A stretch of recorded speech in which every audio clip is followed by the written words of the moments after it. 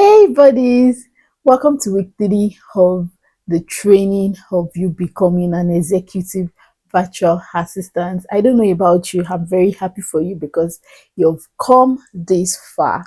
So this week we'll be talking about client acquisition, positioning, and how to build a sustainable executive virtual assistant career. So right now I'll be sharing my screen. We will just go right into the training proper. So sit back and enjoy. Don't forget, as we do, get your pen, your notepad, jot down things. Make sure you listen attentively, yeah, and ask your questions. So see you at the other side.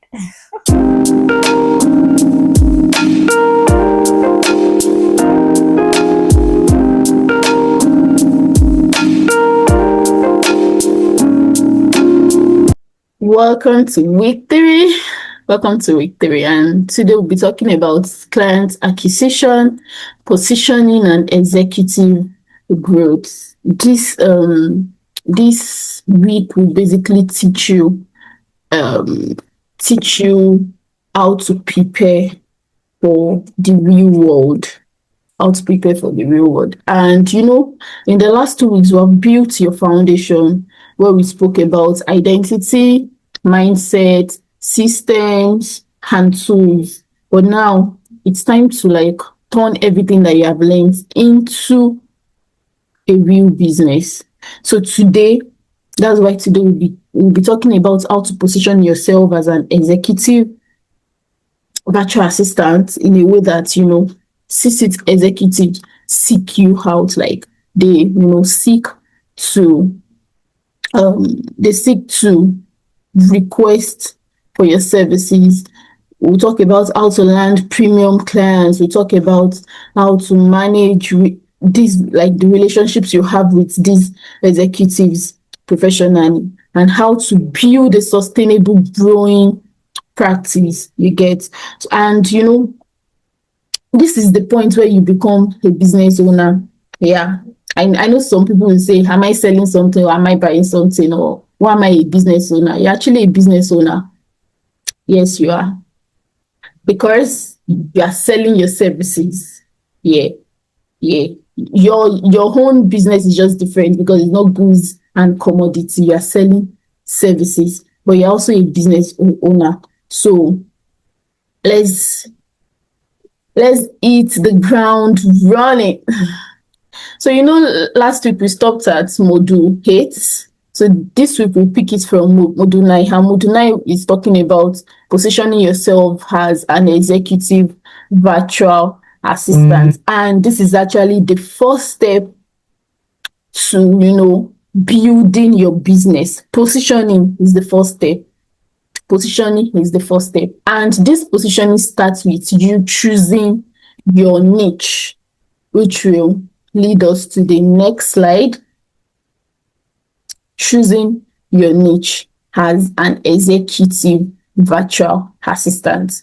So general VAs, they compete on prices. They compete on prices.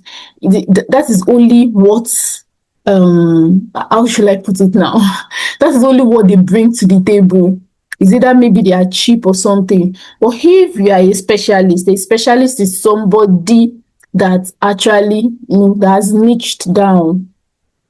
And I know this has a controversy already. Should I niche down or not? Should I do this? Should I do that?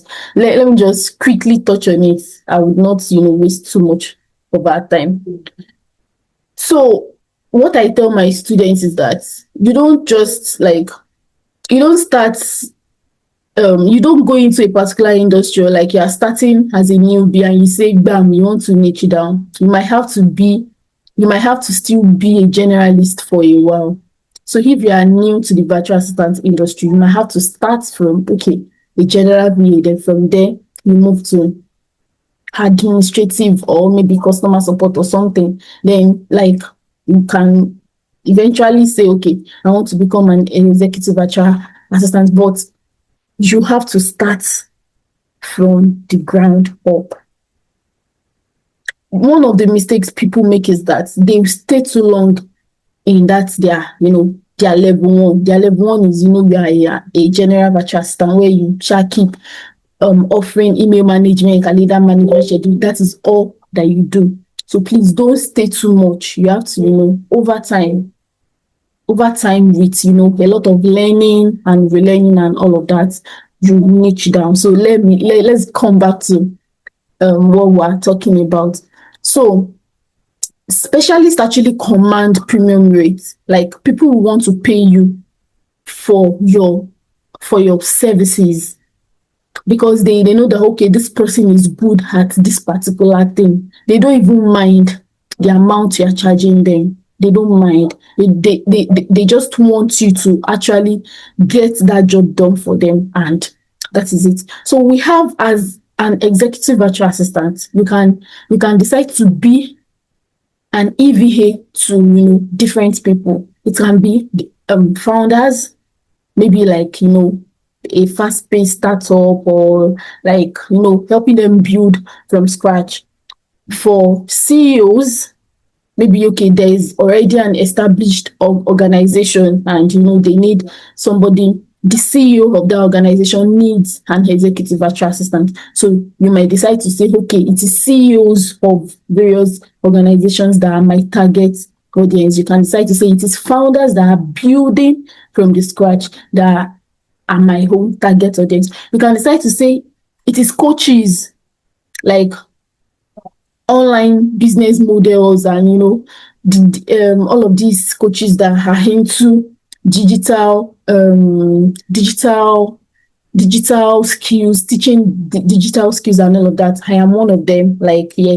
So you can decide to say, okay, I want to be an executive virtual assistant to coaches. You can say, I want to be an executive virtual assistant to pastors. Yes, there are some pastors that are really into content creation. Content creation in the sense that, they preach the gospel. They are, all out there. They go on podcasts to just, proclaim the gospel, to talk about the finished works of Christ, you get. So there are pastors like that definitely they are going to need EVAs that can help them manage their time, that can help them, come about content creation, maybe the scripts, ideas, and all of that. They are going to need experts in that aspect. And yours might be that, okay, I want to be an executive virtual assistant to creatives, like somebody is coming to my head, like what's this guy's name? Salem King. Creatives like Folashade Daini, creatives like Victoria, not Victoria, those people that are into content creations, like what they do is content creation. Or maybe public speakers or creatives across all. Might be entertainment, it might be fashion, it might be music, it might be drama, Nollywood, creatives across all. So you might decide to say, okay, this is where my strength is. I'm looking out to, landing clients in the creative industry. So either ways, you have to pick one. I think I've mentioned like 5 niches now. Either ways, you have to pick one. And you are going to choose based on, okay, whose problem actually energizes me. Like, is it that when I see that, okay, a founder is having issues with, building structures, putting things together to help kickstart their startup. Is that what I am interested in? You have to know your strengths. You have to know your strength. There are some problems that you hear and you say, yeah, I don't think I can do this. But there are some problems that you hear that, okay, this particular person is having this problem, and you feel like I can get it. Like, I know what to do to help them. So you have to know your strength. You have to know your strength. You have to know what background gives you credibility. It's still what I am saying. Some people some people are extroverts, like they are extreme extroverts, though they work remotely. But they are just so, like, they know everything about, all of these creatives out there.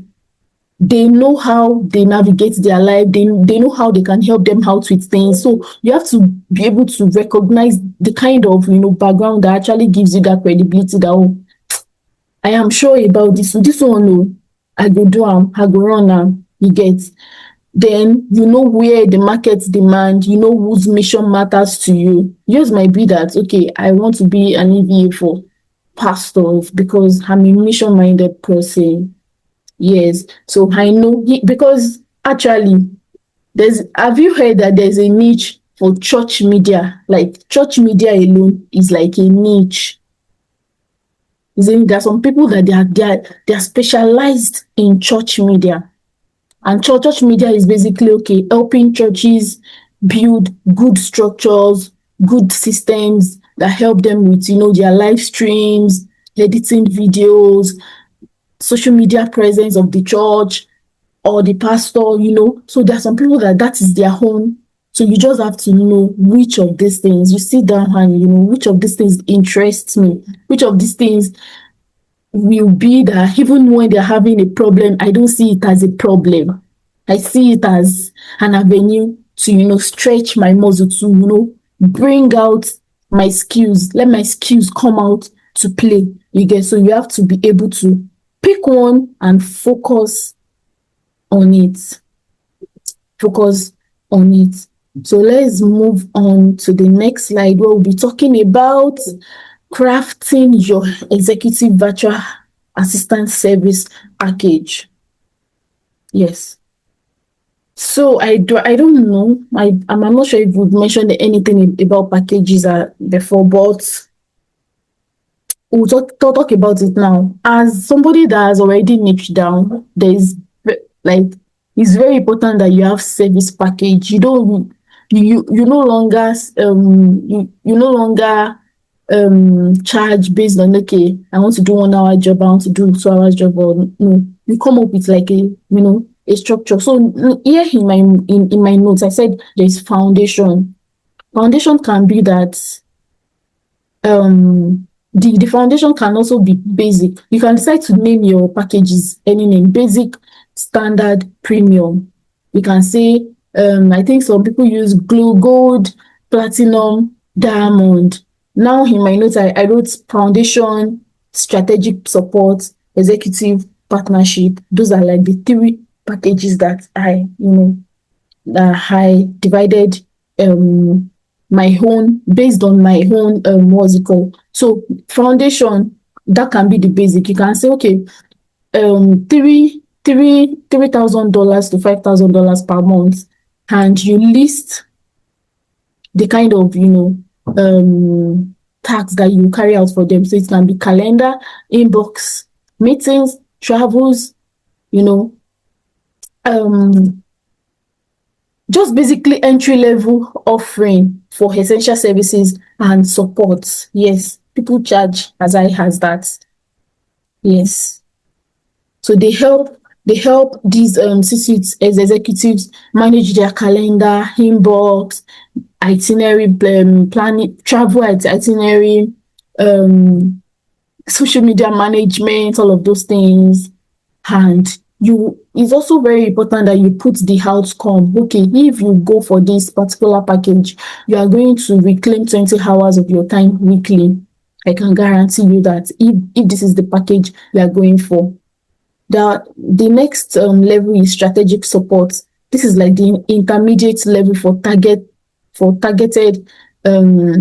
assistance and growth. You can say $5 to $8K per month.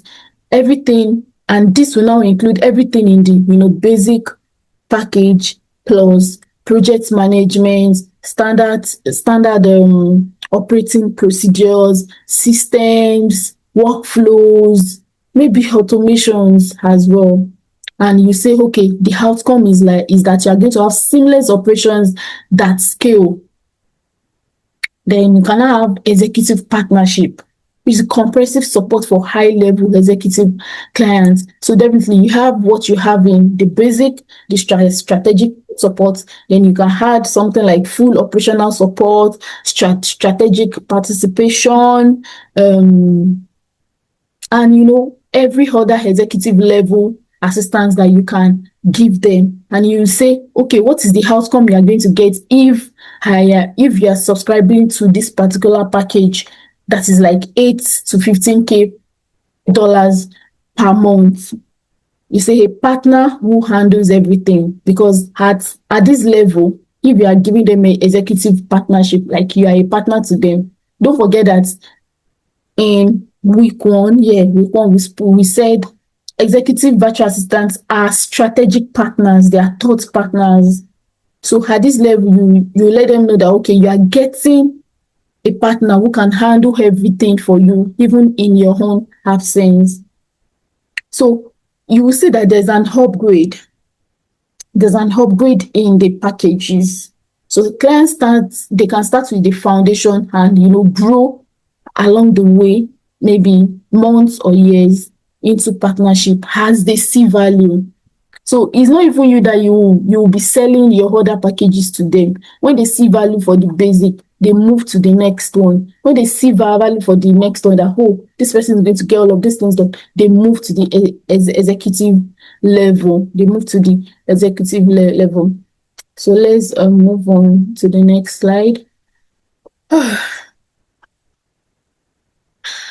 So now, talking about pricing with confidence, this is something that we really, really do need to talk about. It's actually, nobody is an island, nobody is a saint. It's actually affected me for a while as well. I don't know how to price. I just, give people prices that don't let me go into all of that. So when you're pricing, when you're giving a client's price, it signals your own value. Funny as it may seem, do you know that people don't give value to what they see as cheap? Yes. And I'm going to say this. You people see this particular training as cheap. Okay, you were charged 5,000 naira.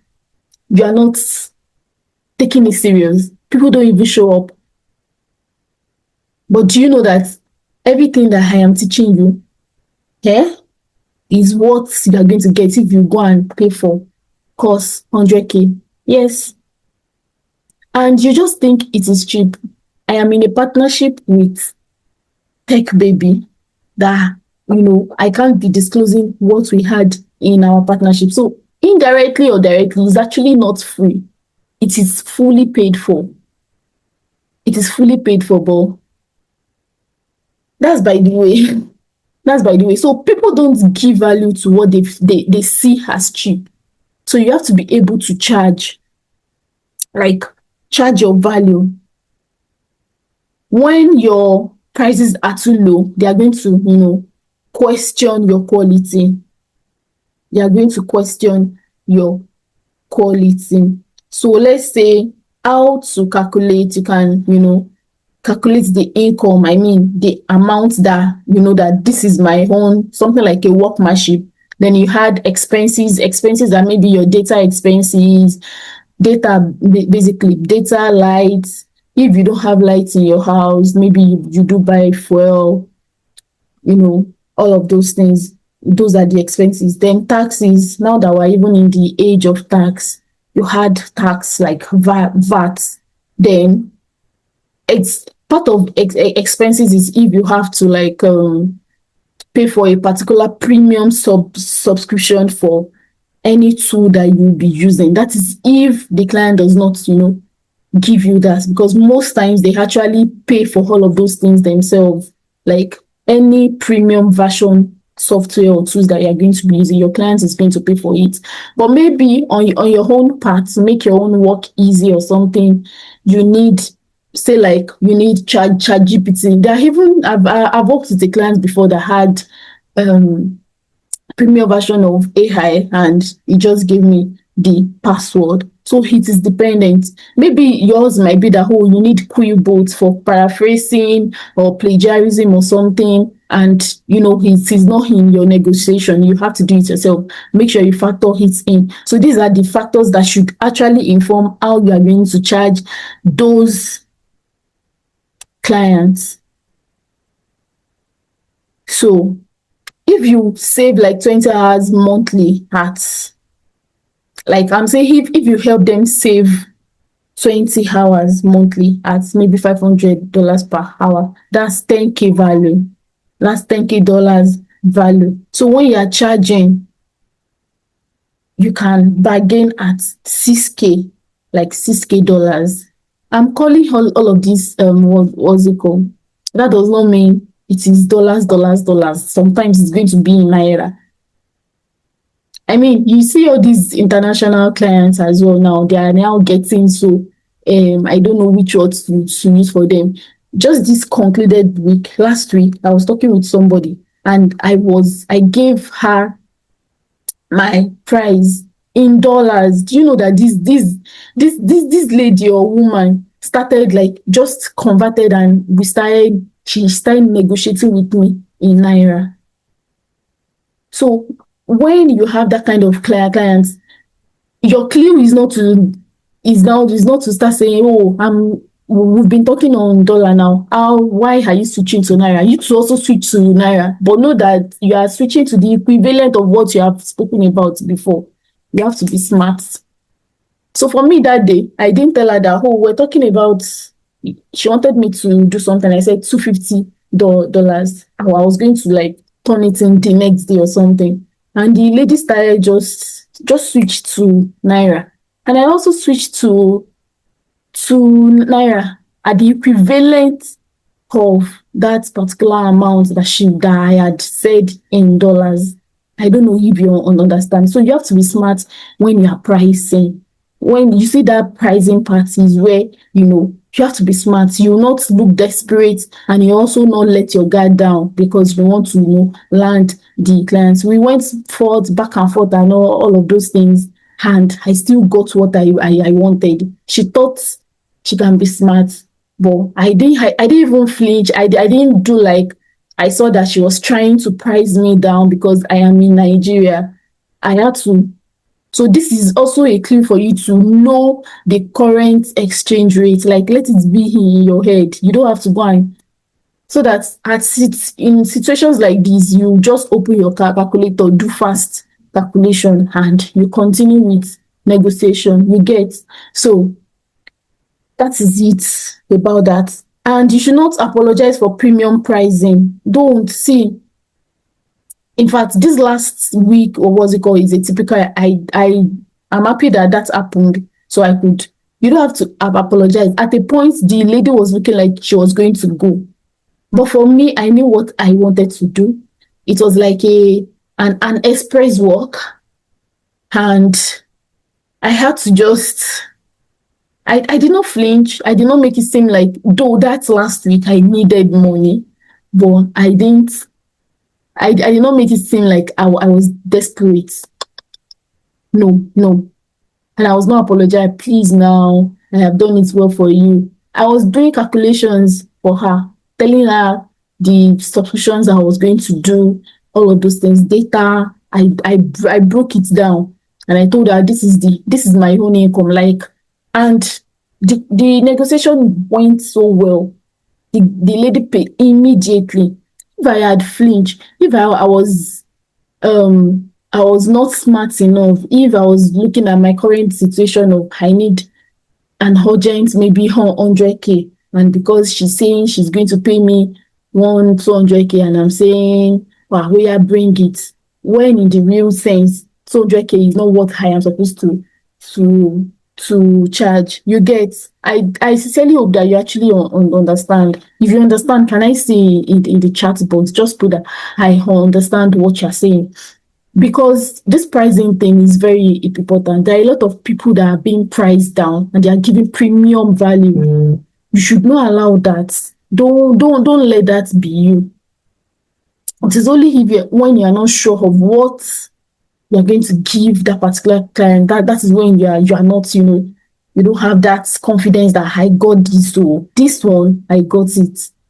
You get. So don't let anybody price you down, and never apologize when you are confident. It even gives those clients, it portrays you as you are credible, like you know what you are doing. So confidence creates credibility. It does. So don't flinch when you're calling those prices. So next, we'll be talking about communicating values, not tax. Yeah, that is also like one of the things you should take note of. You should not communicate tax that I will do this. I will. You are going to state the value. It also applies. This what's it also applies to when you are talking about pricing. So when they are trying to price you down, let them know the value you want to give them. Many virtual assistants focus on tasks such as I manage calendar, I will automate workflow for you, I will do streamline this, do. And it actually does not convey the true impact of their support. But when you now switch to you highlighting the values that they are about to get, yeah, something like I protect your focus time, making it clear to enhance productivity and strategic goals. You don't say, I manage calendar and emails. No, that's not it. That's not it. So you should, you highlight the value they will be getting. You highlight the value they'll be getting. Let me go back to that my last week client that I was talking about. The fact that it was an express job and I don't have premium subscription for the things that I was going to use. I had to list everything. Oh, I need the paraphrasing tool. I need the plagiarism tool. I need AI. I even specified I use Claude for your kind of project. Like I stated everything and I need the premium version and she also knows it. So don't say with the client not say that am I the only person we are working. It does not concern the client. That one does not concern. I listed it for her. She was trying to price me down. But I did not agree because I know what I want to do. So it is when you are not confident about what you are bringing to the table, that is when you will not be able to, stand on your feet and let them know that, sorry, this is how, or this is what I am going to give you, nothing less, but you also have to, pay this particular amount. So you should be able to communicate value and not tax. No, don't communicate tax. Don't come over and start saying, I'll help you, I'll all your calendar, I'll manage it. All your calls like this, I'll pick it. Your project, I'll help you put it inside. No. You state the values that you are going to bring to the table. You state the values. So I hope I've been able to explain that deeply. If you understand, I also want to see in the chat box that I understand. So now we'll be moving to module 10 and we'll be talking about landing executive virtual assistant clients. So we'll just talk about where we can actually find these executive clients. We'll talk about where we can find these, executive clients. So you might ask, where does all the CC executive clients hire? 3 places, actually. Number 1 is LinkedIn. Number 2 is through referrals. And number 3 is private networks. Actually, there are also a lot of job opportunities for executive virtual assistants on Upwork, but you know that it's not everybody that knows how to navigate Upwork. Someone like me, I have not navigated Upwork in my 4 years. I can still talk about Fiverr very well, but Upwork I'm still trying to. I think I've just got very few jobs, and those few jobs were even through referrals. Yes, you can refer someone. So a friend of mine, an industry friend of mine, referred me to that particular client. So LinkedIn, referrals, and private network. As we all know, LinkedIn is a powerful platform for executives, executive VAs, because why I feel I really love LinkedIn is because it's helped you, strategically place yourself. You talk about what you can do. And you don't need to beat around the bush. Make sure you are targeting those executives. You are targeting them. You are providing solution to their problems. You are targeting them, like intentional, like you are being strategic about it. You are on LinkedIn for no other thing and to target founders, CEOs, coaches, creatives, pastors, if they are there. You are targeting them. LinkedIn is a powerful platform for executive VAs, allowing them optimize profiles and engage with potential clients efficiently. I remember that there was a time that I just posted something about what's this new edtech founders. You see the DMs I got. I don't want to talk about it. It was just like a one-time post. It was just a one-time post. And I did something very little for the person that actually messaged me. Like, very little. You know, that there are some things that you as a virtual assistant or an executive virtual assistant, you will just see that it does not even take me 1 hour to get this thing done. But they're having issues with it. And they are going to be paid heavily for it. So this is the importance of you taking your LinkedIn very seriously if you want to go into this niche. Actually, it's not only EVAs, there are also other niches on LinkedIn. You have to just, take it seriously. But for the sake of this class, we're talking about EVAs. That's why I'm focusing on it. Also, referrals. Referrals remain the highest conversion source for executive clients. That is just it. You know why? They are executives. So they are not everywhere. Like, they are not everywhere. So when they need something, they talk to people in their network. Oh, I need so person. You'll be thankful to your star if the person they are talking to is somebody that maybe you have worked for before or somebody that you know that can easily refer you and you will land the job like ASAP. So referrals remain the highest conversion source for executive clients, emphasizing the importance of building systems to cultivate strong relationships. Private networks. Private networks include forums and alumni groups.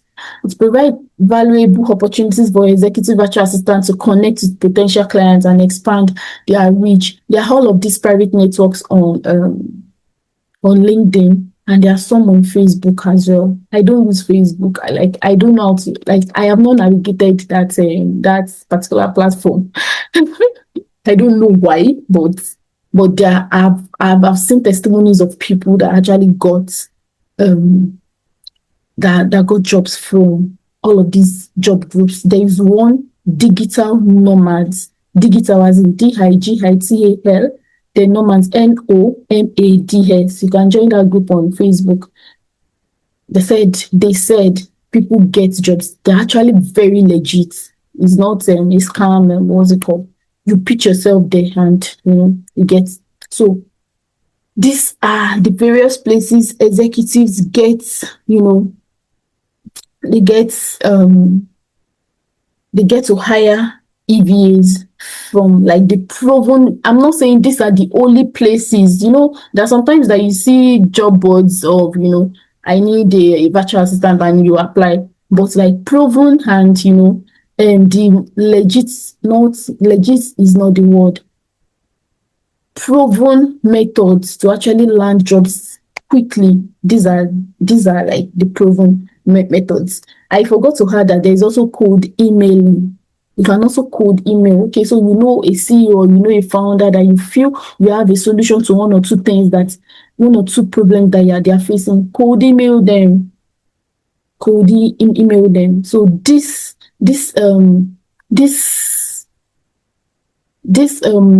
systems, these three places or focuses have been proven to actually work. So now we'll be moving to the next slide, optimizing LinkedIn profile. Well, if you will subscribe to my my community, I am going to take you through all of this thing. Like, you're going to have a flawless LinkedIn profile. It's just 20,000 naira from now till the end of the year. So it's not only LinkedIn that we'll talk about. Then we'll talk about LinkedIn, we'll talk about X, we talk about Upwork, Fiverr, name it, code, emailing, all of those things, because most times I invite other, experts in these various industries. There are people that they are good with LinkedIn, there are people that they are good with Upwork, there are good people that are good with Fiverr. I invite them to come and talk to my community members, just to shed more light about how these platforms work. So if you are interested, you can just enter my DM. It's just 20,000 naira from now till the end of the year. You have access to that group.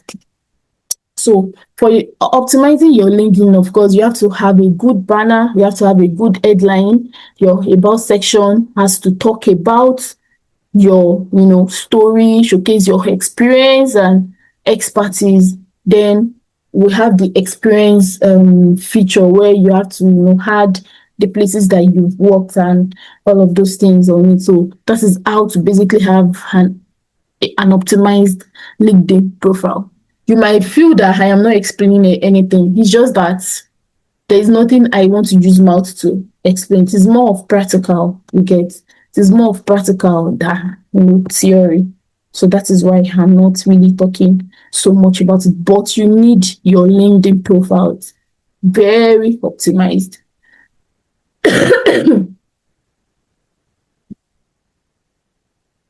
Writing proposals effectively. So on proposal, you need there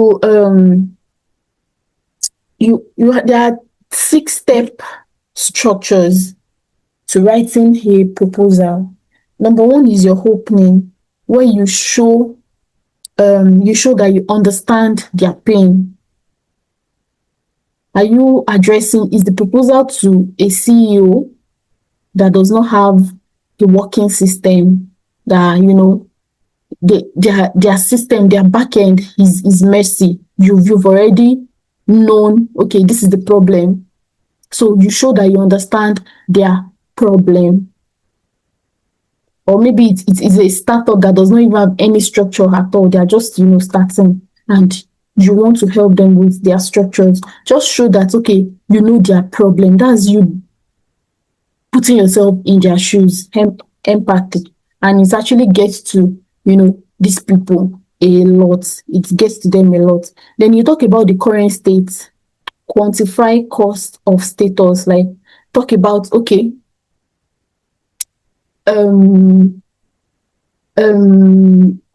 their current situation. You outline their challenges, and needs to demonstrate your understanding and establish rapport. This is just talking about you've already identified, okay, this is their pain. You go ahead to also outline the challenges that this pain is actually giving to them. You get, like,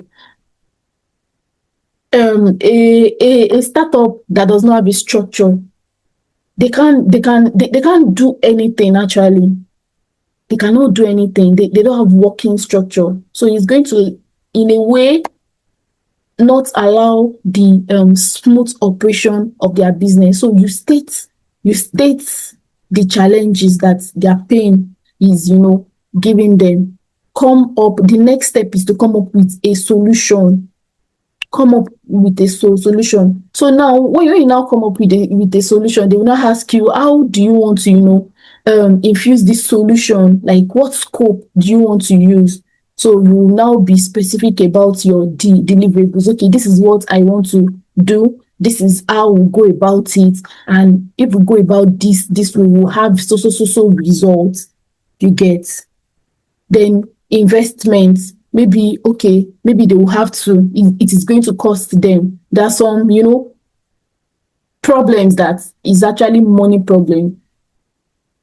It's because they don't have enough, money or capital to actually, to get the things that will help them eliminate all of these problems. So you talk about, okay, for this to happen, you need this. It's not all of every problem that actually needs, okay, it is a money problem. There are some that it just takes you to sit down and just build a flawless structure for them. So if money is involved, you talk about money. Then the last one is success metrics. You have to be able to define measurable outcomes. So when you've put all of these things in place, you've identified, they've given you go ahead, oh yeah, do this, do that. You have the autonomy to come up with solution, do everything. So there should also be a success metrics. Maybe after a month or 2 months, you should come up with, okay, because we did this, this has happened. You get. So it just makes it easy to say yes, and it removes friction. So when when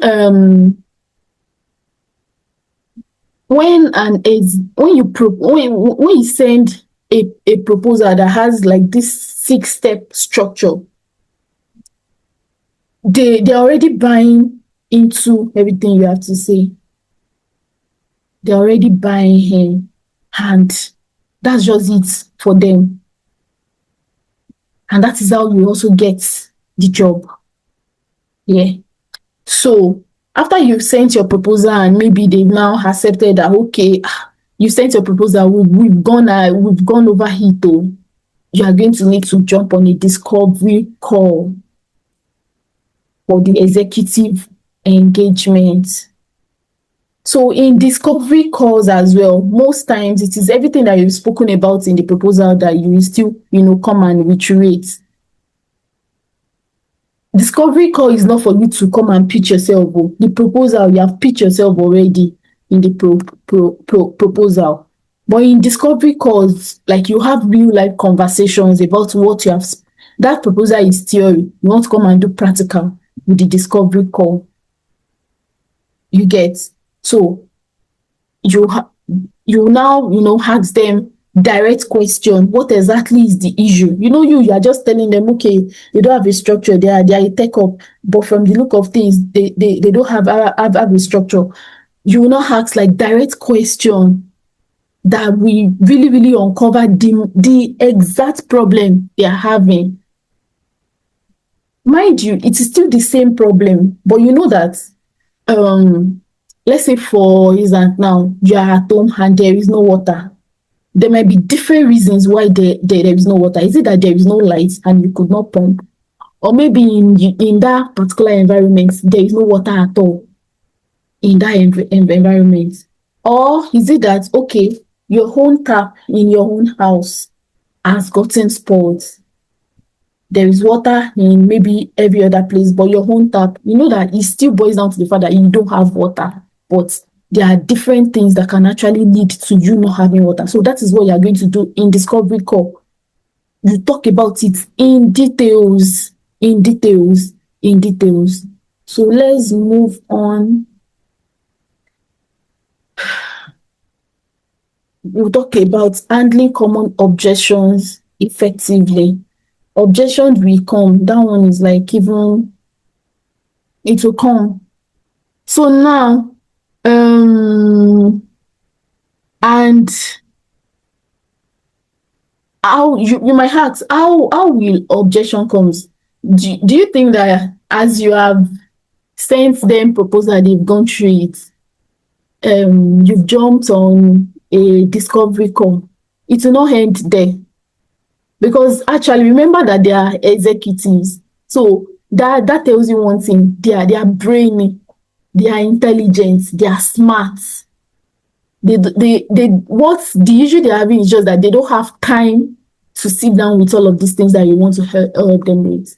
So some of them can come up and say, it is too expensive. Like they are telling you, oh, the amount you are coming, it is too expensive. Some will say, I can do it myself. And let me show you how you can actually respond to people, maybe an executive that come up to say, I can do it myself. You can ask them a question subtly, not rudely. You can say, do you think you should actually be doing this? and you go ahead to tell them why they should not be doing it. And one thing you can tell them is their time. Oh, you actually need time to focus on all other things than you doing this. You get? Let me just read my read the slide. I can do this myself. Discuss the value of dedicated support. So you talk about why, like the value of why, like the value you bring it to the table if they actually, and you let them know that they should not be doing it. Then there are some that will tell you, I need to think about it. You have to be able to clarify their concerns and provide reassurance. That is like, but wait, while you are providing reassurance, don't overpromise. And when you now start working, you'll be under the delivery. It is better to underpromise and over-deliver than overpromise and under-deliver. So when you are giving them an assurance, make sure you don't overpromise them. Not sure I have enough work. Not sure I have enough work. So there are some of them that will say, oh, I can still handle all of these things. I don't really have so much I am doing. You let them know that they can start, imbibing that culture of, having an assistant around. You can start small and, grow from there. So that is how you should handle objections. You should not be rude to them, or don't go and be talking to them anyhow. Maybe they told you, sorry, this, and you're already frowning, or you just accept it like that. Say, okay, no.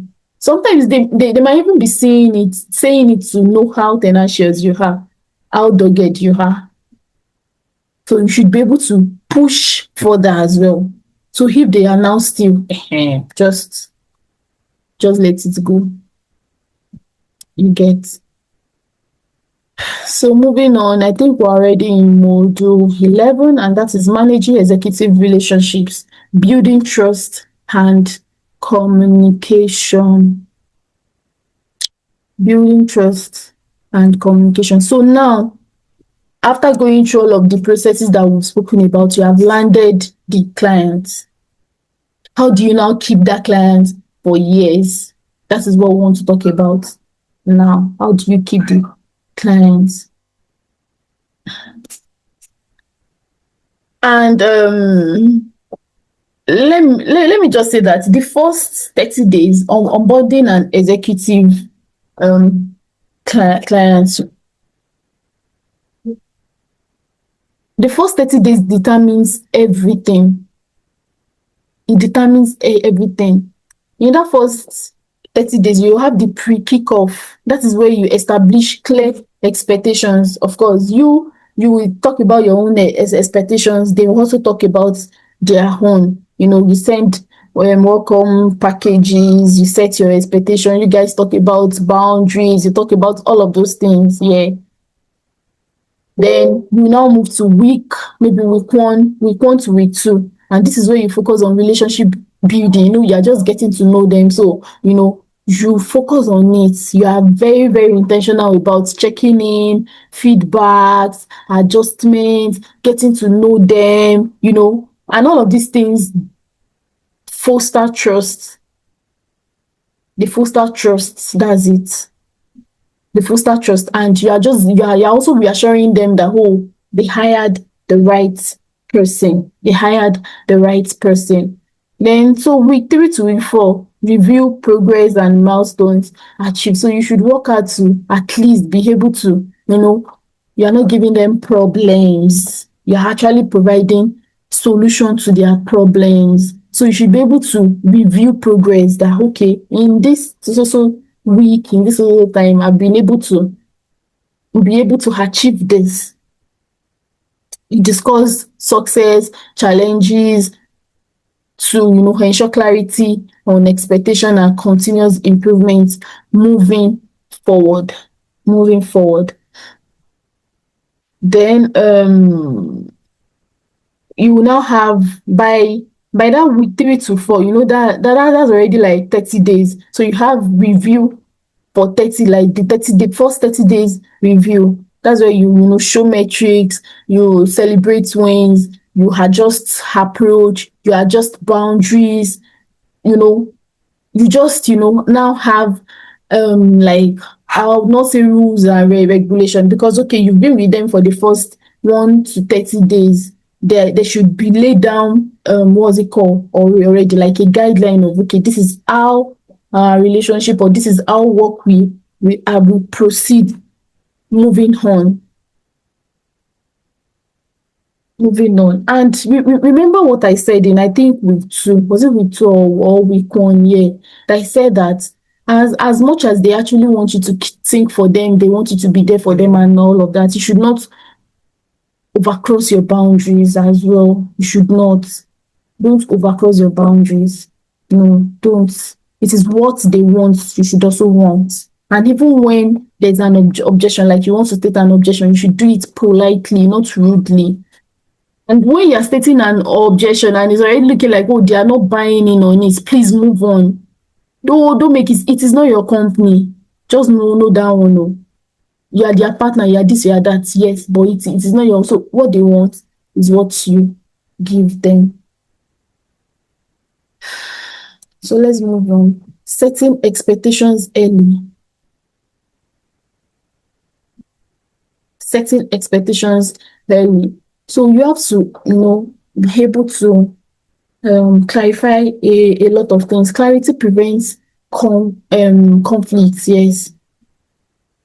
So you should talk about availability, your working hours, response time, communication, scope, authority, like.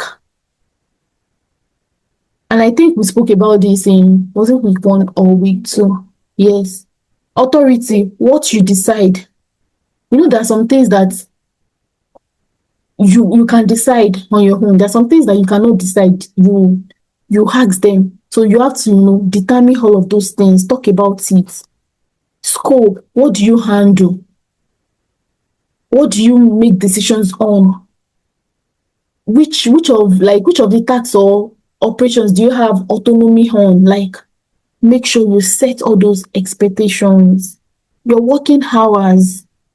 Though I'm from the school of thought that if you're a beginner, you're a newbie, you're just coming up. If your boss, I'm talking generally now, not just as executive virtual assistant. If your boss requires you to work outside work hours, maybe like they need few hours or like some minutes of your time outside work hours, please render it to them. Do you know why I said that? You're doing yourself a favor. You're not doing them. You say that you know what you want. You're trying to build your career. So when they ask for, oh, I need you to get something done, help them. So let me say a story. You people know that I will share stories, and I think I've spoken about this with my clients before. That's this particular client is the client I worked the longest with. I think we worked for like 7 to 8 months. I remember that I was not married then. So I had all the time. So this guy is actually a very crazy person. He's an Indian guy. He's a workaholic. He's a workaholic. So actually, we spoke about the old boundaries and all. But as time goes on, I noticed that he was working like he was also working overtime. So the way it was, I think he also has a boss that he that he reports to. So I report to him reports to, you get. So most times he will just, carry all of those things. We have a workspace that I see everything that is going on. And me, I'll go and sleep and wake up and I would have seen that a lot of things have been done. I'll be like, why? I can do this thing now. Why? And trust me, he actually did not request or ask me that, okay, let me come and be working overtime or something. But I myself actually requested. That okay, why is he doing? And he was like, he does not want to disturb me and all of that. And I told him that and I told him that I can, get all these things done. I can actually get them done. Why is he not that I don't have a problem with actually working overtime? And I just started doing all those overtime. And I think why he was taking it upon himself was, our time difference. He was in India and I was in Nigeria, and like our time difference is just it is way apart. Their own morning is like our own it's like our own midnight. Like that is when you are sleeping. Like that is when the sleep is very, very sweet. But I just found a way around it, and I worked for him. Like we did it. Do you know that I went on? So I was planning my wedding around that time, and I needed to take like a month off or something. I was even so scared to tell him. When I told him, this guy was like, I should not worry that he's going to cover for me. Do you know what that means? I did not work for a month, and I was paid for that 1 month. And it did not show that, I told you the chain, like there's somebody he reports to, then me, I am working. The person he reports to knows that he has an assistant, and is that person that pays my own salary. This guy was working in my own stead. I don't know him before. And he did that. Aside the fact that I got paid for that month, he gave me a wedding gift. Hundreds of dollars. He gave me. I don't know him before. I've not met him before. And this guy, a workaholic, he's a very crazy guy, sincerely. Like, he just talks, but because I don't know how to put it now. I'm trying as much as possible not to speak Yoruba. I actually wanted to use a proverb in Yoruba to explain, to get all of these things together and just explain. You know the way they will say that when you know somebody, even if that person is the craziest of person, you'll be able to like be in, like you have a relationship with that person, and people wondering that this person mad person, or this person is not normal. It does not take nonsense and all of that. But you'll be like, I actually know how I manage him. That was how it was for me. I knew how I actually managed that other man, and it paid me. When I was even going to go, he said that I should not worry, that he is leaving the job, and the oga said he does not need a PM, a virtual assistant, and he paid me. Like, let me just say that how I was just getting a lot of tips. A lot of tips. He paid me my monthly salary. He paid me maybe another $100 for paying the time that you get another job and all of that. Just because I offered to. So I said all of these stories to actually buttress my points that I know that a lot of us tutors, yes, a lot of us tutors will say, oh, set your boundaries, this and that, and all of that. Don't work extra time. They are going to, but there are sometimes, if you are a newbie, that was my first job. If you are a newbie, you might have to do a little, you might have to adjust on those boundaries a little bit, because you still want to gain the experience. You still want to gain the experience, and you want a long-term relationship with your clients. So that is what I have to say. I hope you understand me. If you understand what I just explained now, please, I want to see it in the chat box. Do you really understand? Do you get it? I'm not saying you should not set boundaries. I'm not saying you should, but just know how you are going to balance it for your own sake. Know how you are going to balance it. You get. So I haven't spoken about that. Let's weekly check-ins and reporting. So when you are with a particular his executive, it's very important that you have weekly check-ins. It's very, very important. Talk about what you have accomplished for that week, what's upcoming, project status. If you're not done with a particular project, let them know the status, blockers, adjustments. If there is any adjustment that is needed, please talk about it. You can also have every Friday report. Like Fridays, you submit a report for the week. Just make sure that you're in consistent communication with them.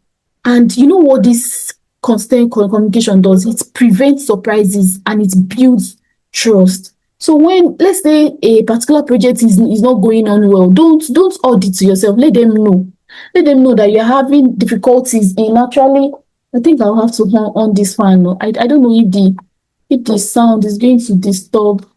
Well, let me on it for a while. Sorry. I'm really sweating. Okay, yeah. So let them know. Don't assume that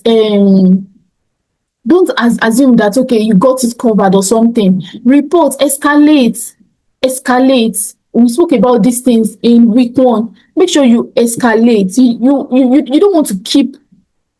See, if you are at the executive level and executive actual as assistant, any decision, any tiny mistake you make can mar the company. It can make or mar the company. So when you're having issues, escalate immediately. Escalate immediately. Escalate immediately. So that is the importance of weekly check-ins, not only weekly. Some people, it might be daily. I've worked with somebody before that when I wake up in the morning, that's the first thing I do. I drop like a daily report. So the way we do it, the Monday report will come on Tuesday morning. So I drop the reports of, okay, this is where we are at and this is where I'm starting from this morning. You get, so make sure you just, anything that works for you, I'm not saying daily, anything that works for you, anything that you and your executive decide on, make sure you stick to it to avoid any issue.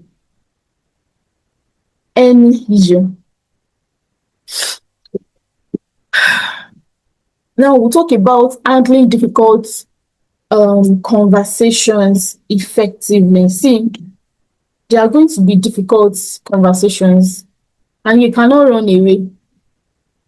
You cannot run away. So when you make mistakes, own it immediately. I feel like this is like even like we've spoken about most of these things in the previous weeks, but I'll still actually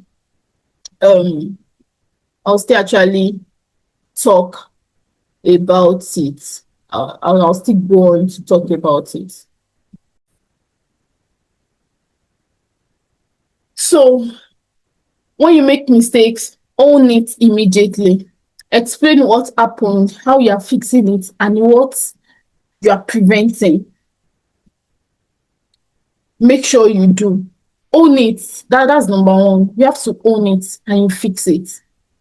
When there's an unclear expectation, you have to be able to, clarify expectations around, the issue so that you can align, so that you and your executive can align. You cannot be working together and not align. Yeah. Then maybe there's a scope creep. We will need to set clear boundaries for project limits. So we're now handling so thing. Let's discuss and adjust our agreement. Like it is bound to happen.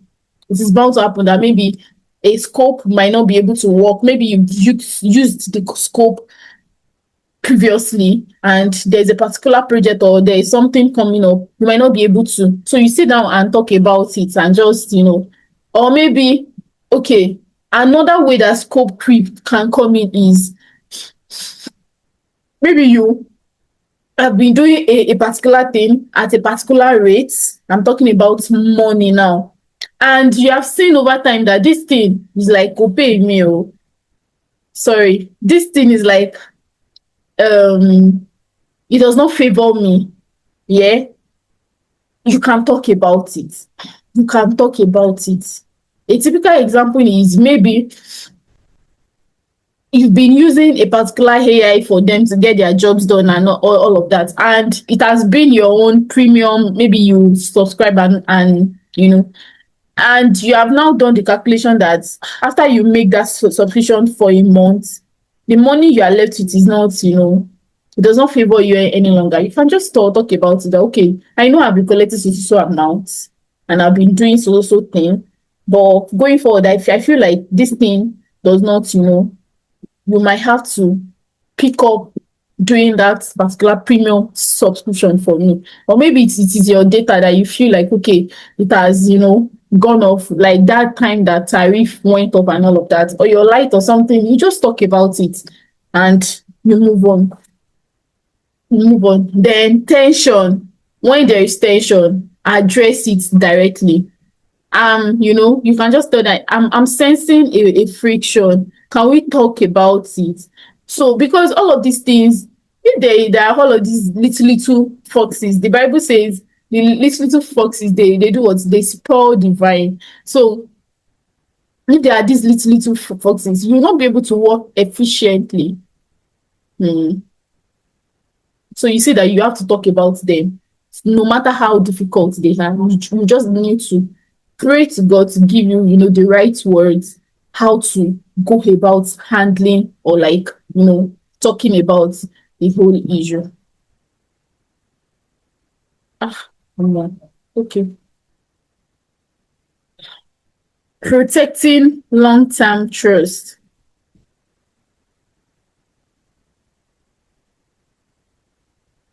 Protecting long-term trust. So trust is built in drops, yes. You see all those little musical, that is what builds trust. And the way you build trust, like little step by step. When you are going to lose that trust, it's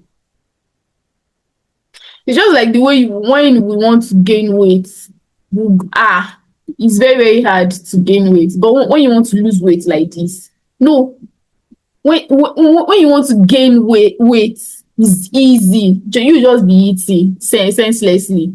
But when you want to lose it, it's a lot. So that's I know it is vice versa in trust. In trust, when you want to gain trust, it's bit by bit, bit by bit, bit by bit, bit by bit. When you want to lose it, it just goes down. Boom. It just goes down.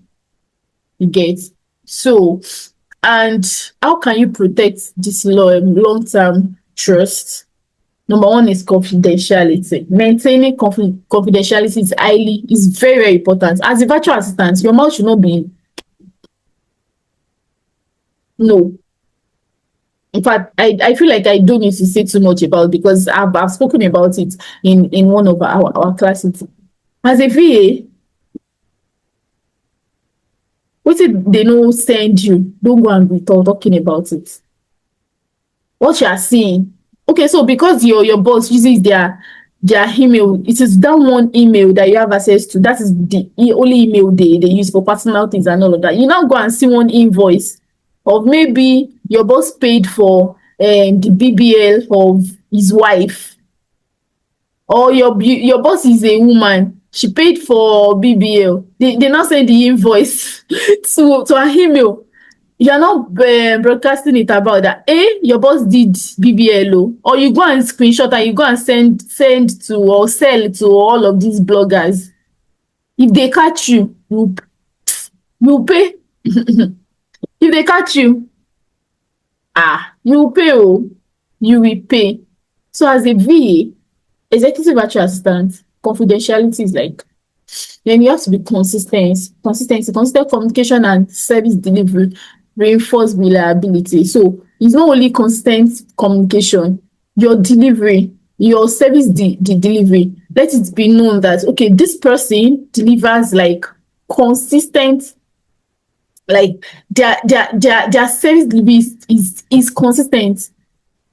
They don't go below this particular standard. It just communicates reliability.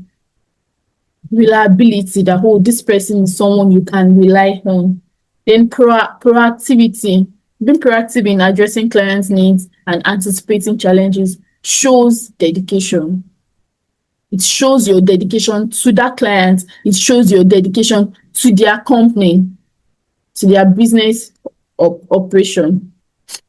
Okay, so now let's talk about, we're moving to module 12, and we'll talk about long-term growth strategies. And this is basically building how you can build a sustainable and, a growing career.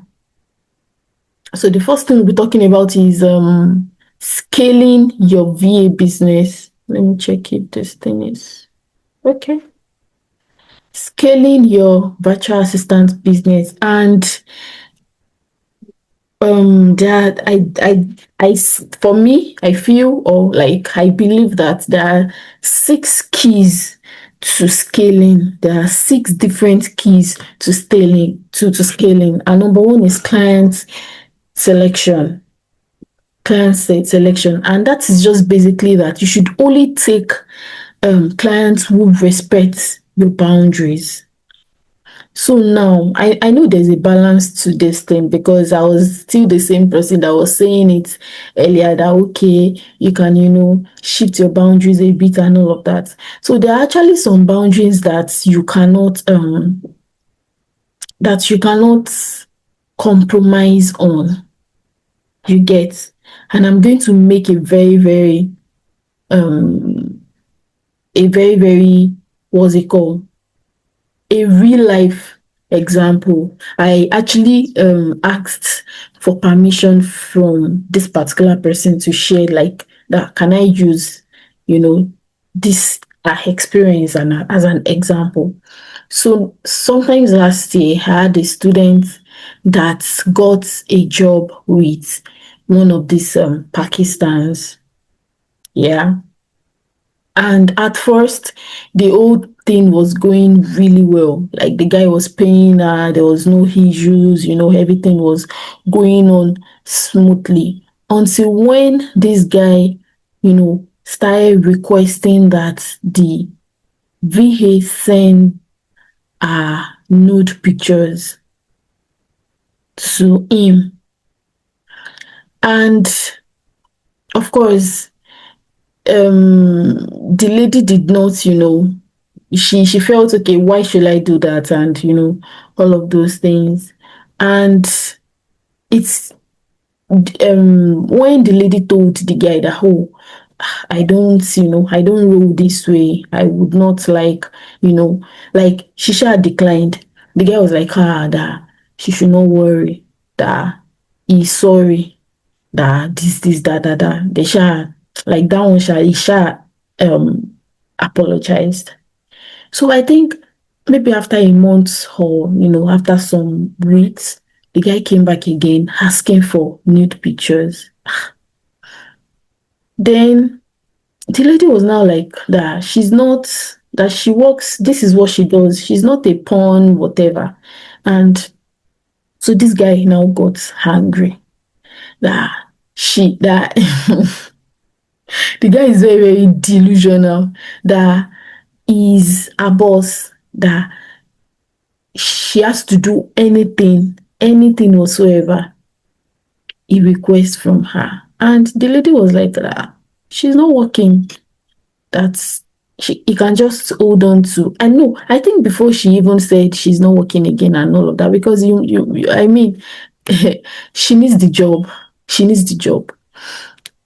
She also declined. They spoke about it. Everything was, she was still working. Then the guy came back again. But this time, this guy was now like, she should, if she cannot do it, she should employ somebody that is going to do it. And the lady declined that it is not, that she cannot do that.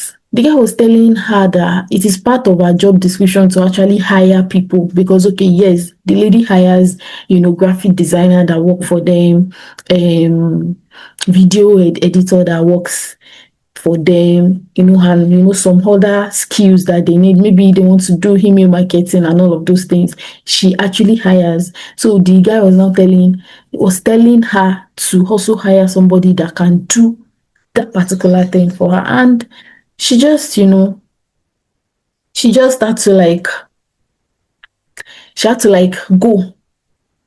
And that is what will bring me to saying that as a virtual assistant, you have to choose clients that align with your own values. See, don't say because of money you should you should bring down your values. Don't say because you are looking for money or because you are going to be, paid for a particular service.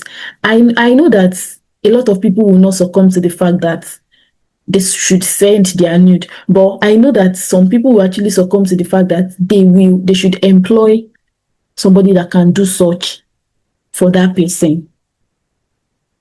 And that is where the issue is. On a normal day, it does not align with your value.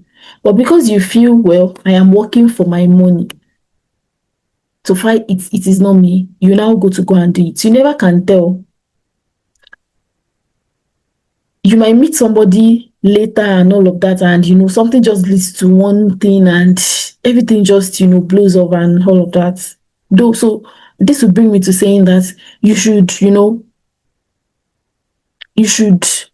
choose your clients based on your own values. Don't let us say because we are looking for money, we should, we should now forget about, our morals, our values, our, your expertise. You are calling yourself a professional virtual assistant, not a professional porn star or porn hirer or something. You get? So please don't let us compromise. I know the country is hard, but because you never can tell where that thing will go and wait for you in the future.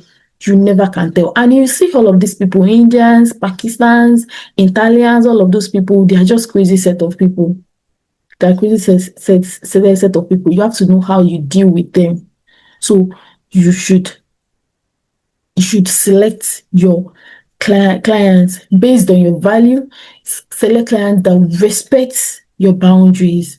The way the lady was rejecting, the client should have just respected the fact that she's not interested in that, and they go ahead with their normal business operations. But so don't let me waste too much time. I believe that we understand what I'm trying to say. Another one is time blocking. So you should, know how to, maybe you have more than one client, know how to apportion time to each client. Client A, client B. Client A owes maybe so time to so time. B holds maybe another time to another time. You get? So know how you actually apportion, your time to your client, and don't take more than you can chew, please, because it also does not, like, the repercussion. I mean, you cannot take up 4 clients that you obviously cannot, manage. And at the end of the day, you're now losing all the 4 clients because you cannot, deliver. So if you take up 2 clients and you are working effectively and efficiently with them, if it is one that you feel you still have capacity for, please stick to one. And if you have capacity for 4, stick to it, as long as you yourself, you are not getting burnout and you are also delivering as at when due. And another one is system replication. System replication. So this is actually dicey because some clients will come and say, okay, this is what they want. This is okay, I want this particular system, maybe like 2. Some clients will come and say, I want Trello. Some will say it is ClickUp I want. Some will say it is Asana. You have to, dance to their tune. But this is what I'm saying right now about how you can scale your business and system replication is that you can have a system for, okay, when I'm working with coaches, you already have something. You already have like a workflow system that you have put together that, of course, enhances their productivity. That is if the client does not come and say, okay, this is what I want. I hope you understand. If you understand what I just explained, kindly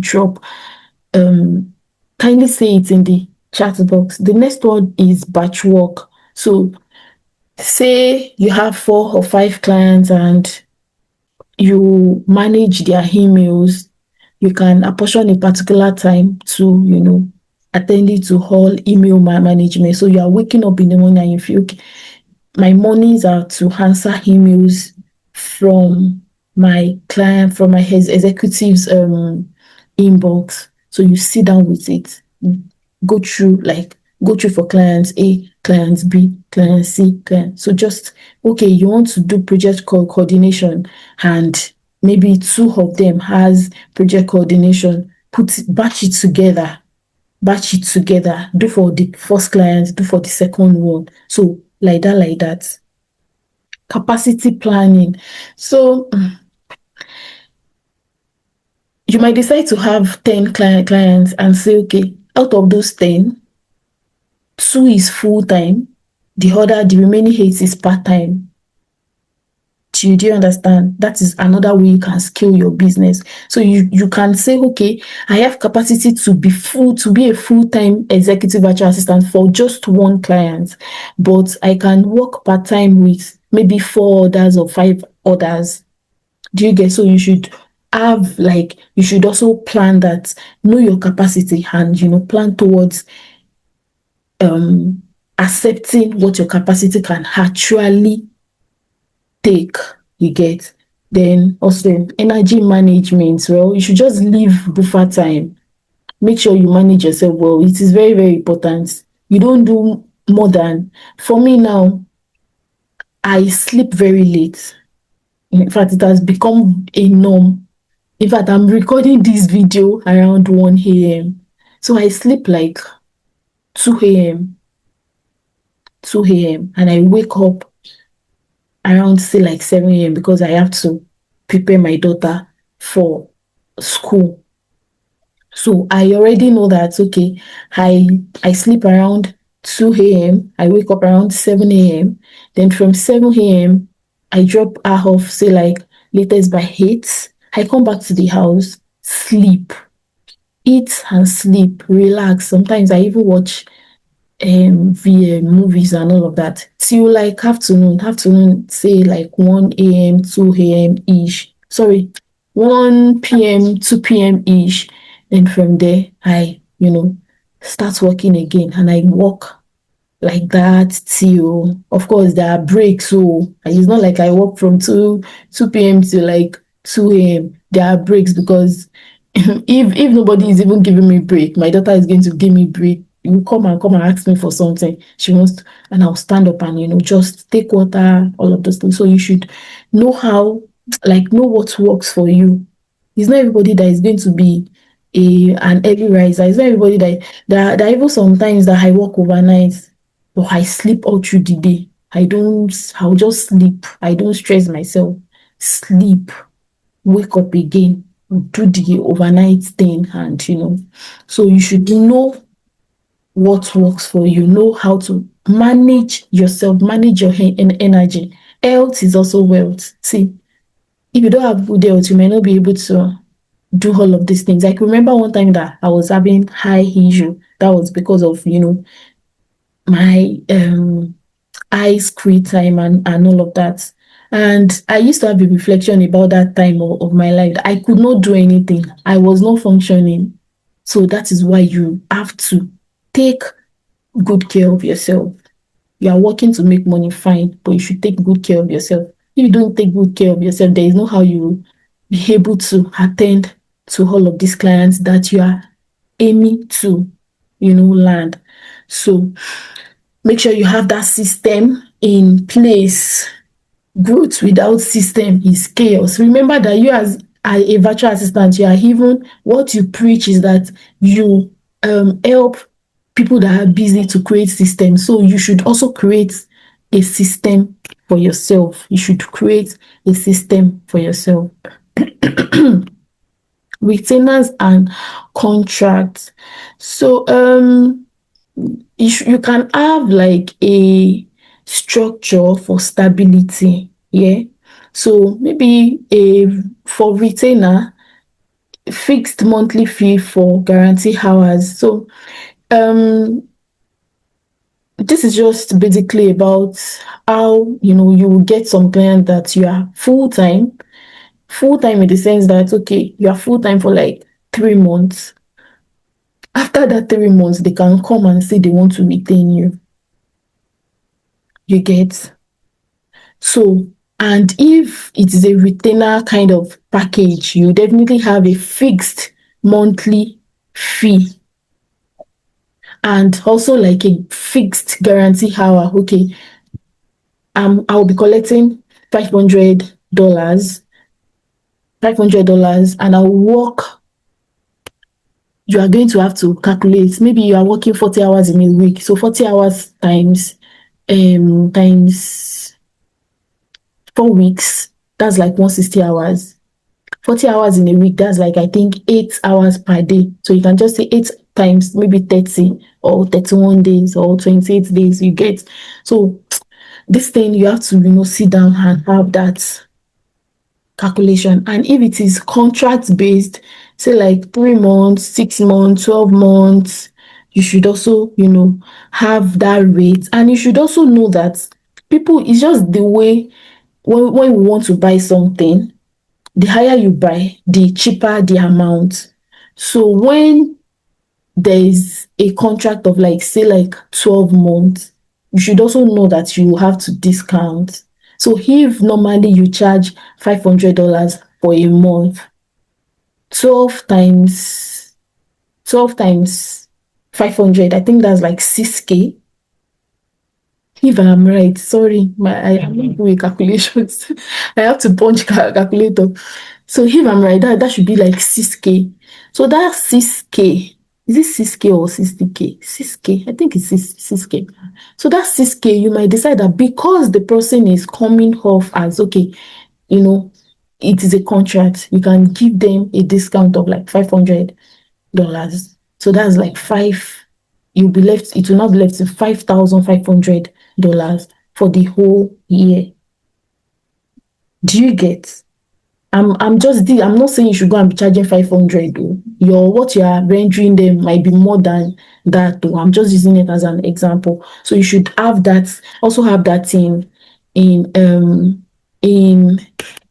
also have that as a system as well. I think I should just read what is on the screen. Structure, length, and increases. Structure, establishing a clear retainer structure ensures that both parties understand the scope of work and expected deliverables each month. Then length, determining the contract length is essential for stability. It can range from short-term agreements to ongoing relationships based on mutual needs. Do you understand that? Increases. Implementing rate increases periodically allows you to adjust pricing based on your evolving experience and the value you provide the client. So you can work for a client for 6 months, and if they want to maybe renew your what's it called, they might have to add to it because you have gotten more experienced, your expertise when we keep growing. But because I'm saying this does not mean it should be irrational. Like you should have there's something they call street OT. See, street OT is also very important, especially when we're talking about pricing. People actually go and learn how to negotiate. So I think this is also a skill that you should go and learn. Negotiation, when how to go about it when you want to ask for increase, ask for maybe like an additional fee, something, all those things are very important. They're very important. Learn you should learn it. You should learn it on its own. You get? Becoming indispensable. So how do we become indispensable as an executive virtual assistant? This is not in the negative way where you now feel you are on top of the world. They cannot even do without me, and you now start using it to behave, you now start using it, you are now proud about. No, that's not it. That's not it. When you become indispensable, it is not an avenue for you to be proud. It's not an avenue for you to now, become so full of yourself. No.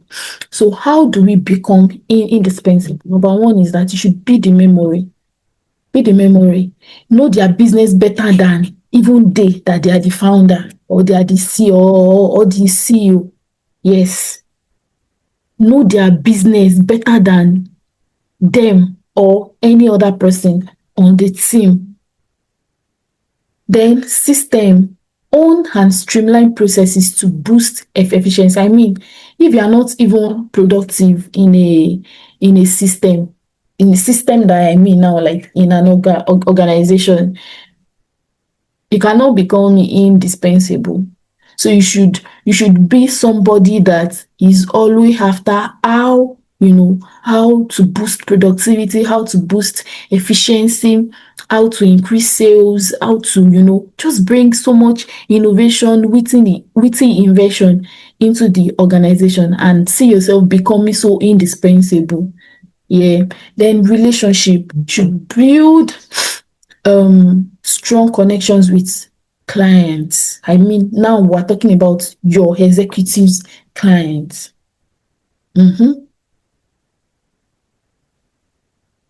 You should build strong connection. Sorry, you should build strong connection with your clients, actually, not your executive clients.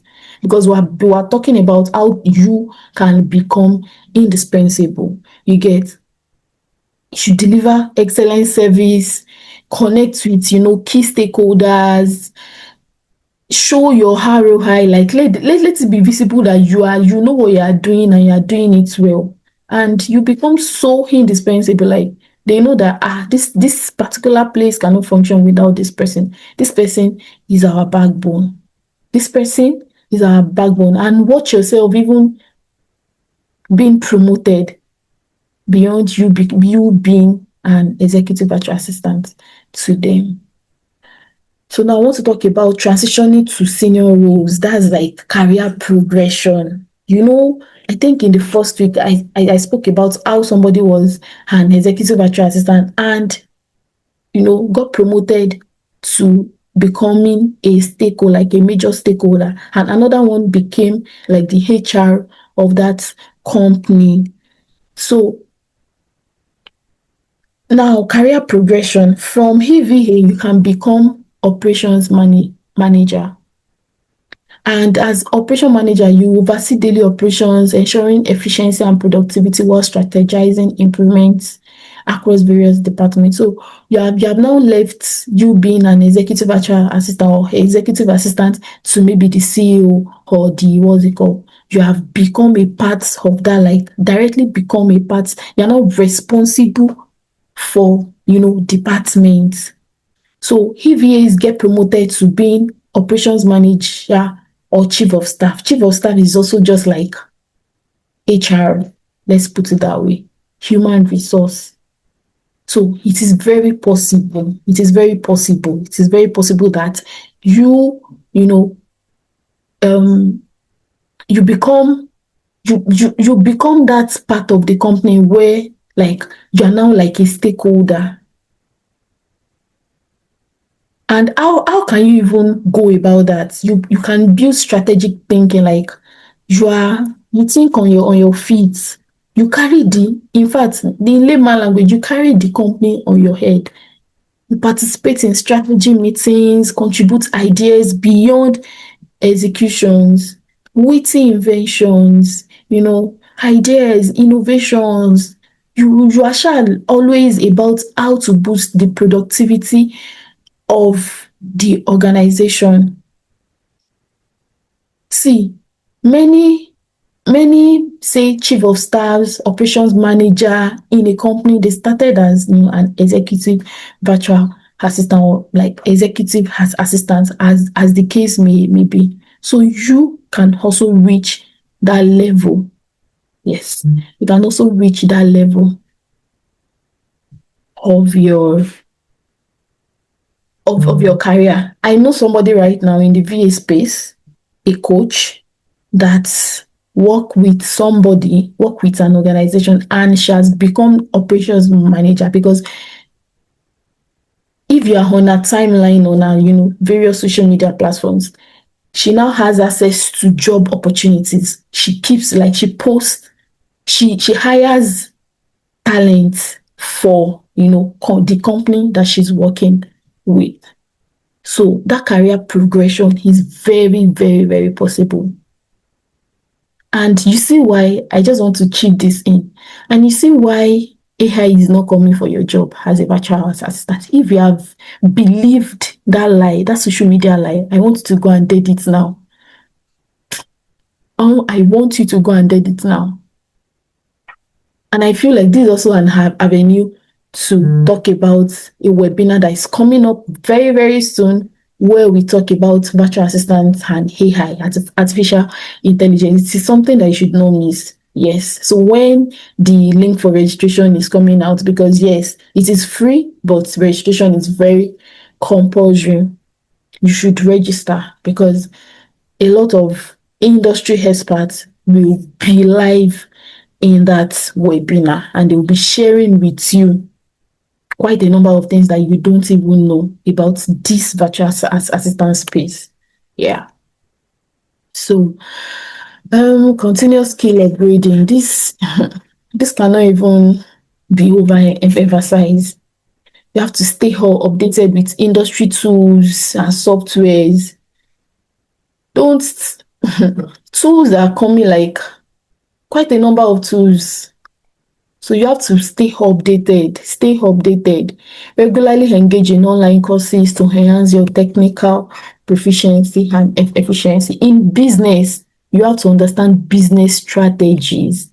You know how I said this virtual assistant part that you are in is not just a career, it's also a business. It is a business, so you should hold it as one. So how can you ensure that this is in place for you? You attend workshops, webinars to grasp marketing, finance, operational skills for better client services. And also another thing that you should hold very, very, like you should upgrade on, is your communication. Effective communication skills are very essential for success. Invest in training sessions, or books that focus on leadership and interpersonal communication techniques. I feel like there's no other way I want to explain this to you. It is just the way it is. Yes. Stay updated on tools, understand business strategies, effective communication skills. They're not even to stay relevant. To even relevant is even still like the secondary. To be in this industry, these three things are what you should hold dearly. You should hold them so dearly. So dearly. So dearly. So now this is everything that we've spoken about: positioning, clients acquisition, and relationship management. That's all we've spoken about today. So now, what is your action plan? You might ask, okay, so now I've learned to, what should I go and do? What should I go and do? Number one is that you should choose your niche. Choose your niche and positioning. Optimize your LinkedIn profile. Do it. If you don't know how to do it, I told you already, I have a community where I train people how to place themselves strategically online. Practical steps, practical guidance. So you can subscribe to the community. It's just 20,000 naira for the whole year. And you are going to, you will keep getting value. Industry experts in most of all, in Upwork, Fiverr, LinkedIn, like we actually sit down to talk about all of these things in details, so you can decide to subscribe for this to join the community. And another thing is that you should write your service package and description. These are actually everything that we'll be doing in the community. practically teach you how to come about all of those things. You set your pricing with confidence. You practice discovery call questions, like when clients eventually now reach out to you and they want to jump on, discovery, like a clarity call with you. You practice the questions and you create onboarding processes. This and many more are what are available for you in the community. And if you decide not to join as well, just make sure you go through with all of these things as I've mentioned. Get your niche, optimize your platforms. You might LinkedIn is actually very important, so you should optimize your LinkedIn account. X is also another platform that you should take very seriously. So be active on all of these platforms. Come up with your service package, set your pricing, practice clarity call, and create onboarding processes. These are your actions. So are you ready to land clients? I'm sure you will say yes. Let me see yes in the chat box. Let me see yes. So now, this is the end of our 3 weeks becoming an executive virtual assistant training. Executive virtual assistant. Yes, oh, don't you know you've already become an executive virtual assistant? You stayed true for 3 weeks. So congratulations to you. I'll be in at the other side, maybe in the classroom or on the group, to answer all of your questions. All of your questions will be answered. And I also want you to do something for me. I want you to go right to X, post what you have learned. You might decide to post it one after the other, like week 1, week 2, week 3. You might decide to post it all together, what you have learned. Make sure you tag tech baby and also tag me.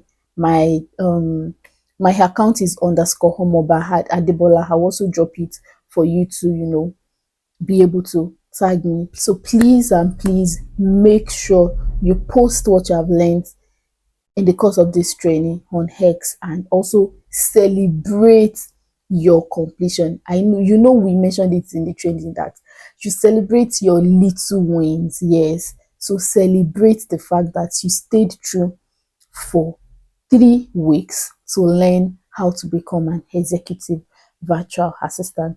So make sure you share this video with anyone that you know that would love to, that wants to learn how to become an executive VA. If you have not subscribed to this channel, please, this is the right time for you to do that, because this year we'll be dishing out a lot of value for free. Yes, for free. So see you guys at the other side or in the comment section under this video. Bye for now.